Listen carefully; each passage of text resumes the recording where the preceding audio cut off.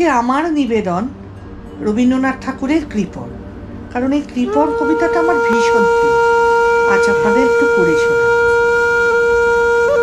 আমি ভিক্ষা করে ফিরতেছিলেন গ্রামের পথে পথে, তুমি তখন চলেছিলে তোমার স্বর্ণপথে। অপূর্ব এক স্বপ্ন সম লাগতেছিল চক্ষে মম। কি বিচিত্র শোভা তোমার, কি বিচিত্র সাজ। আমি মনে ভাবতেছিলেন এ কোন মহারাজ। আজি শুভক্ষণে রাত পোহালো, ভেবেছিলেন তবে আজ আমারে দাঁড়ে দাঁড়ে ফিরতে নাহি হবে।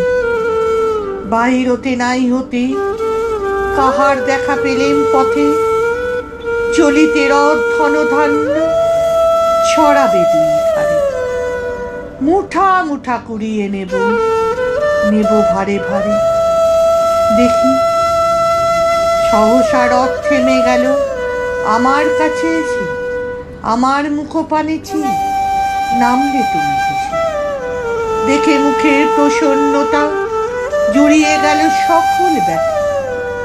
হেনকালের কিসের লাগি তুমি অকস্মা, আমায় কিছু দাও গো বলে বাড়িয়ে দিলে হাত।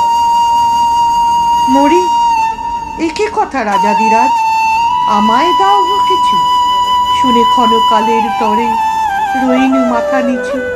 তোমার কি বা অভাব আছে ভিখারি ভিক্ষুকের কাছে, এ কেবল কৌতুকের বসে আমায় প্রবঞ্চন।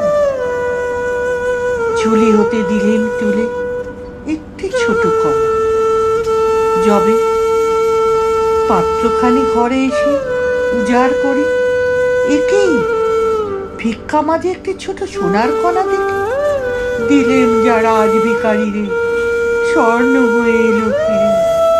তখন কাঁদি চোখের জলে দুটি নয়ন ভরে।